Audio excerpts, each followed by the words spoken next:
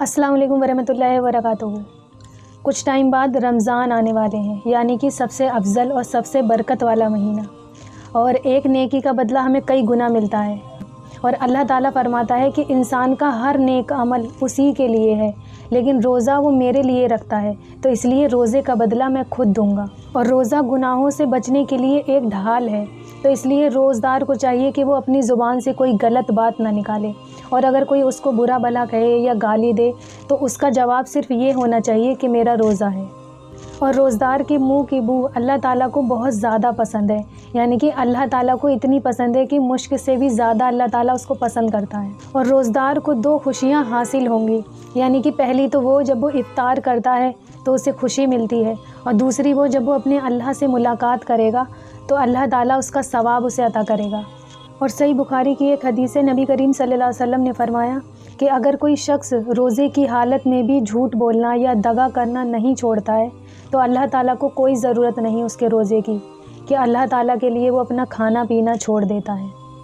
और नबी करीम सल्लल्लाहु अलैहि वसल्लम ने फरमाया कि जब रमज़ान की पहली रात आती है तो शैतान और सर्कस जिन को जकड़ दिया जाता है और जहन्नम के दरवाज़े बंद कर दिए जाते हैं, और उनमें से कोई भी दरवाज़ा खुला नहीं रहता, और जन्नत के दरवाज़े खोल दिए जाते हैं और उनमें से कोई भी दरवाज़ा बंद नहीं किया जाता। और जन्नत के 8 दरवाज़े हैं, जिनमें से एक दरवाज़े का नाम रेयान है, और उसमें से सिर्फ़ रोज़दार ही उसमें दाखिल हो सकते हैं।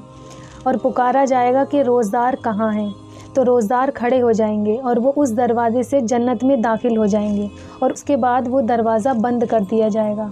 और रोज़े का बहुत बड़ा सवाब है, और जो हम रोज़ा रखते हैं हमें उसका कितना सवाब मिलेगा हम इमेजिन भी नहीं कर सकते, क्योंकि हम रोज़े में हलाल चीज़ें भी छोड़ देते हैं। हम अपना खाना पीना अल्लाह के लिए सब छोड़ देते हैं, तो इसलिए अल्लाह ताला हमें रोज़े में बहुत ज़्यादा सवाब देने वाला है।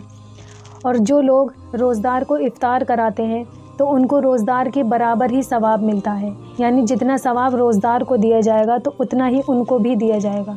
और रमज़ान में एक रात आती है, यानी लैलतुल क़द्र की रात, जिसमें इतना बड़ा सवाब है कि अगर कोई शख्स इस रात में इबादत करता है तो उसको 1000 महीनों के जितना सवाब मिलेगा।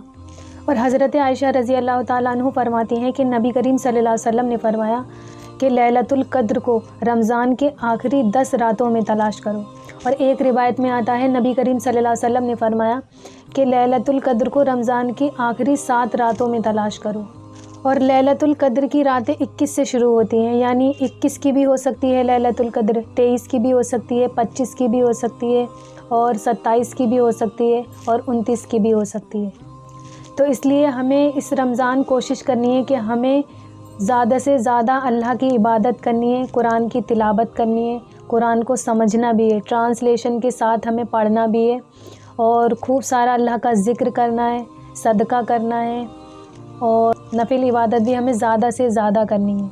और रोज़े का एक मतलब तो ये है कि हमें अपनी नफ्स पर कंट्रोल रखना है, क्योंकि अल्लाह ताला ने हमें इतनी सारी नियामतें दी हैं कि हम अगर पूरी ज़िंदगी भी उसका शुक्र अदा करें तो कम है।